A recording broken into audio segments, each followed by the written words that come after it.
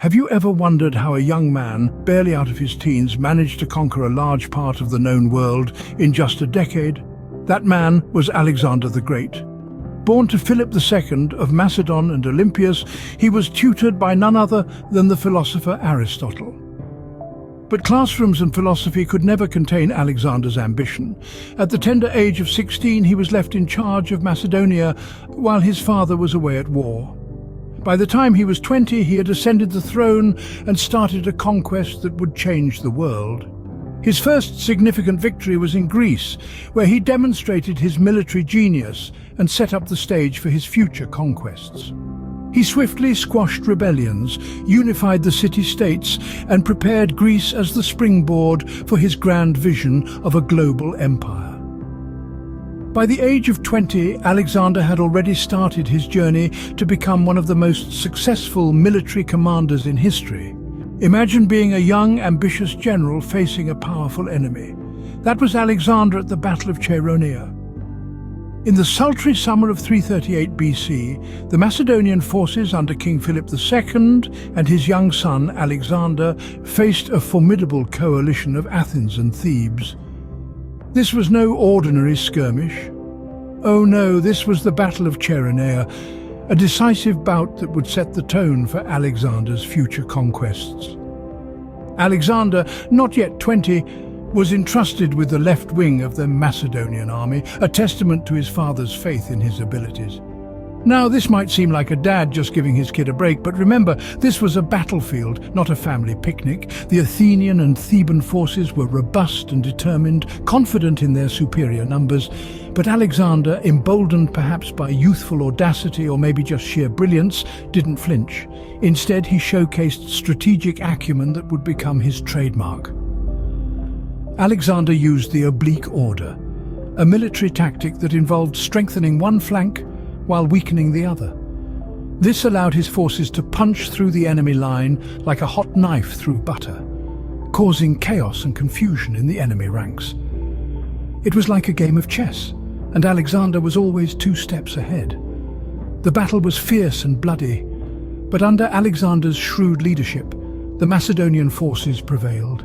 The enemy coalition crumbled, and the Battle of Chaeronea became a resounding testament to Alexander's military genius. Now, imagine the scene, post-battle. A young Alexander standing on the battlefield, his armor glistening in the sun, surveying the fruits of his victory. In that moment, he wasn't just a victorious general, he was a harbinger of a new era. With the victory at Chaeronea, Alexander proved his military prowess and set the stage for his future conquests. This was just the beginning, folks. The world was about to witness the rise of one of history's greatest conquerors, a force of nature, a legend in the making, Alexander the Great. With Greece under his control, Alexander turned his sights on a new target, the mighty Persian Empire. Now, here's where things get interesting. Alexander wasn't the type to sit back and enjoy a victory. No, sir. He was the kind to look at a map and say, what's next? And so the Persian campaign began. This wasn't just a military expedition, it was a statement that said, hello, I'm Alexander and I'm not here to play games. Well, unless those games involve conquering vast territories, in which case, game on. Now let's talk about the Battle of Granicus. It's one of those battles that history buffs love to chat about. Why? Because it's where Alexander strutted his strategic stuff. The Persian army, led by a local satrap, thought they had the upper hand. They had the numbers and the terrain to their advantage. But Alexander? He had audacity and a cunning battle plan. He chose to attack when the Persians least expected it. Not at dawn, not at dusk, but at high noon under the blazing sun. It was a risky move, but then again, Alexander was the king of risky moves. He led his companion cavalry across the river, straight into the Persian forces. The clash was fierce, the fight brutal, but in the end, it was Alexander's forces who emerged victorious. The Battle of Granicus was a turning point. It was a clear signal to the Persian Empire, and indeed the world, that Alexander was a force to be reckoned with. He wasn't just some young upstart from Macedonia. He was a conqueror, a leader, a man with a vision for a vast empire. The Persians learned a hard lesson that day. They learned that Alexander wasn't there to exchange pleasantries or to negotiate some kind of deal. No, he was there to conquer, and conquer he did. With the Battle of Granicus, Alexander made a bold statement. He was here to conquer, not to negotiate. The Battle of Issus wasn't just a fight between two armies, it was a clash between two titans, Alexander and Darius III of Persia. Now picture this, Alexander, a young Macedonian king, and Darius, the seasoned Persian monarch, going head-to-head in a battle that would shape the course of history. The Persian force was larger, no doubt, but Alexander was not one to be deterred by numbers. After all, he was a student of Aristotle and had a mind as sharp as his sword. In the heat of the battle, when the odds seemed insurmountable, Alexander's genius shone through. He used the terrain to his advantage, positioning his forces so that the larger Persian army was squeezed into a narrow plain between the mountains and the sea. This was a classic case of quality over quantity, the brain over brawn. Alexander, at the helm of his companion cavalry, led a fearless charge against Darius.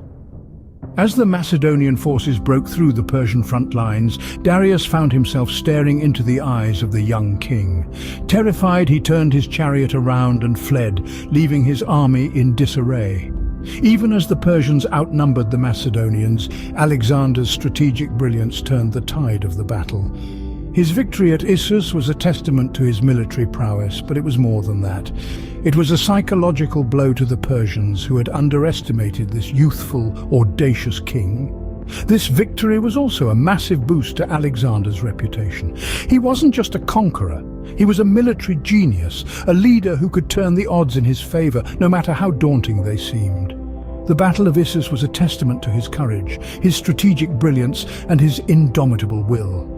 The world watched as this young Macedonian king humbled the mighty Persian Empire, and they knew that Alexander was not just a king. He was a force of nature, a whirlwind that could change the course of history. Victory at Issus wasn't just a military triumph, it was a psychological blow to the Persians and a boost to Alexander's reputation. With the Persian king on the run, Alexander was ready to claim his prize, the Persian Empire. As Alexander pushed forward, his sights were set on the heart of Persia, but the coastal city of Tyre stood in his way. The siege of Tyre was not a walk in the park. For 7 long months, Alexander's forces worked tirelessly to breach the city's defenses. And when they finally did, it was a testament to their perseverance and Alexander's unyielding determination. But the real jewel in the Persian crown was the city of Babylon. To reach it, Alexander had to face Darius III, the Persian king, one last time at the Battle of Gaugamela. This battle was a masterclass in strategic warfare.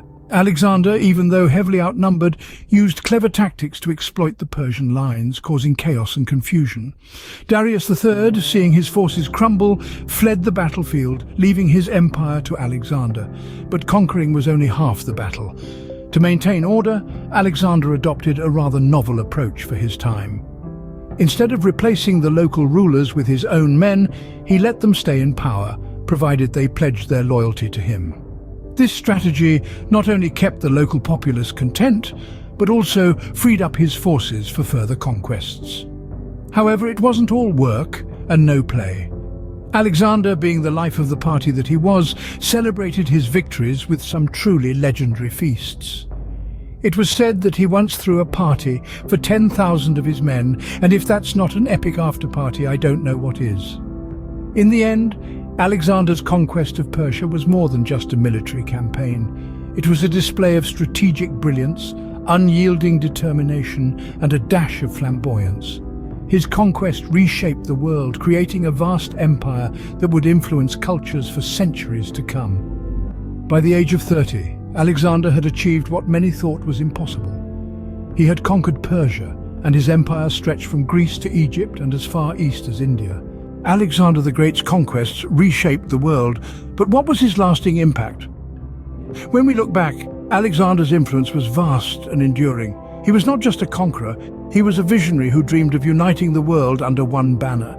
His military strategies, innovative and daring, have been studied by generals throughout history. He was a master of the battlefield, using terrain, speed and surprise to his advantage, often turning the tide of battle against numerically superior foes. These tactics continue to inspire military thinkers even today, but Alexander's legacy extended beyond the battlefield. His conquests spread Greek culture far and wide, permeating societies with Hellenistic ideals and philosophies. He brought about an era of cultural exchange that broadened horizons and fostered understanding among diverse peoples. Despite his early death, Alexander's legacy endures. He remains a symbol of military genius and ambition, a man who dared to dream of conquering the world.